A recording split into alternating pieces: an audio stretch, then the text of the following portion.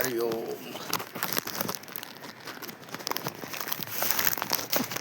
नाभ्यासिदन्तरिक्षगं शिशुनोभ्योः संवर्गतः पद्भ्यां भूमिर्विषः सूत्रा तथा लोका न कल्पयन्। आज मेरे हिसाब से ये गड़बड़ हो रहा है। तो सीतानाथ समारंभां रामानंदाचार्य मध्यमाम् अस्मदाचार्य पर्यन्तां वंदे गुरु परंपरां। छोटा सा आज टिप्स दूंगा।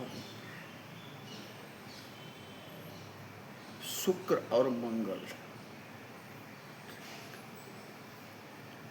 अगर ट्रायंगल में रहे, ट्रायंगल मतलब 1, 9 और 5, 1, 9, 5 में रहे तो शादी अवश्य होगी।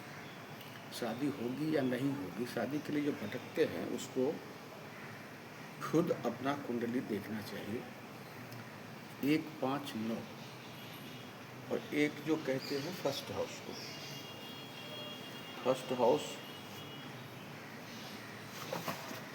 मैं यूट्यूबर तो हूँ नहीं जो आपको उतना झमेला में डालूँगा।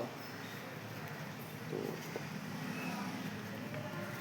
ये फर्स्ट हाउस है और इस पे चाहे नंबर कोई भी, उसका कोई लेना देना नहीं।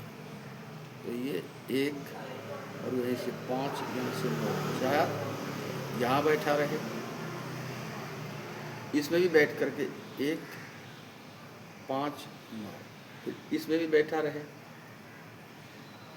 1, 5 और 9, कहीं भी बैठा रहे तो 1, 5, 9 का अगर कॉम्बिनेशन होता है तो शादी अवश्य होगी।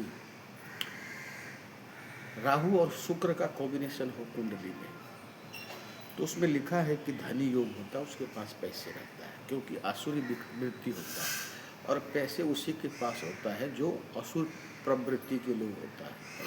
दया धर्म मानवता जिसके पास ज़्यादा होगा उसके पास पैसा नहीं रहेगा। देवताओं के पास पैसा नहीं होता, पैसा असुरों के पास होता है जिसका वृत्ति खराब है, दया धर्म नहीं है। तो राहु और शुक्र के कॉम्बिनेशन यानी दोनों एक साथ हो तो, शुक्र और केतु अगर इकट्ठा हो तो शुक्र और केतु के इकट्ठा होने से क्या होता है, शुक्र एक लक्ष्मी है, देवता का गुरु है, शुक्र पत्नी है। तो लक्ष्मी के साथ अगर केतु बैठ जाए, केतु धार्मिक ग्रह है, तो उस व्यक्ति को पैसा नहीं टिकता है। कोई व्यक्ति ज़्यादा धार्मिक हो जाएगा तो पैसा नहीं टिकेगा, कोई मांगने आएगा तो उसको दे देगा। कमाने के टाइम में भी ऑनेस्टी ईमानदारी करेगा तो फिर मुश्किल है। आजकल तो अन्याय करने के बगैर पैसा नहीं मिलता है। तो आपको क्या करना है, केतु का उपाय करना है, मंदिर पे झंडा लगाना है, इमली का बीज 12 पीपल के पेड़ के जड़ में दबाना है, इत्यादि कई सारी व्यवस्थाएं हैं, उपाय है करना। पैसा उस व्यक्ति के पास अगर आएगा भी तो टिकेगा नहीं, क्योंकि ज़्यादा धार्मिक होने से पैसा कहाँ से टिक पाएगा।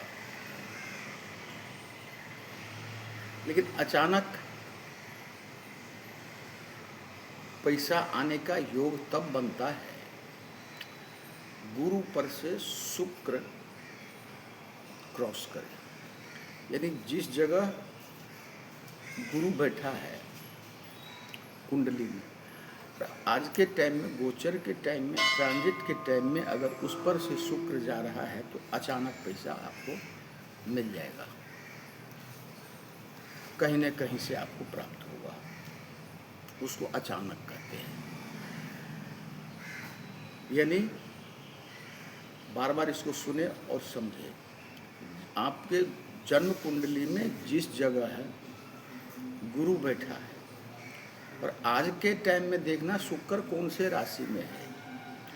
अगर शुक्र उस राशि में आज के टाइम में पहुंचा है जिसमें गुरु है तो अचानक धन लाभ, मकान लाभ, पैसे का प्राप्ति होगा। शादी आपकी कब होगी,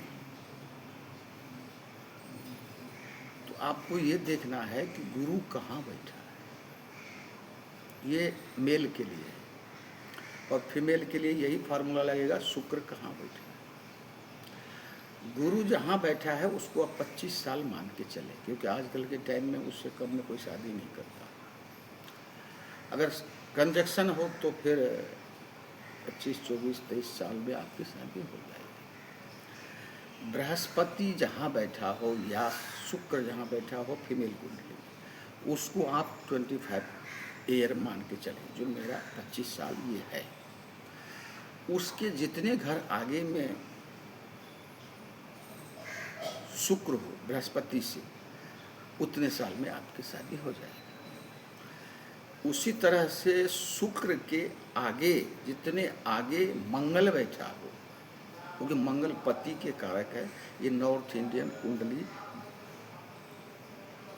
डॉक्टर आरजी राव का है। ये बहुत कठिन है, किताब का भी कीमत बहुत है।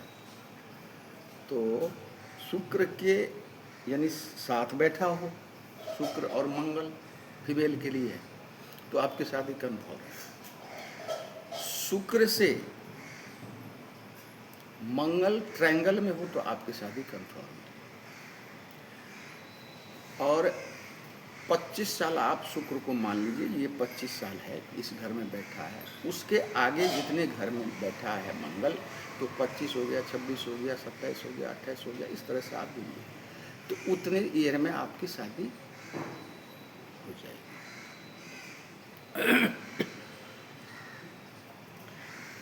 आगे जय श्री राम, फिर मिलते हैं।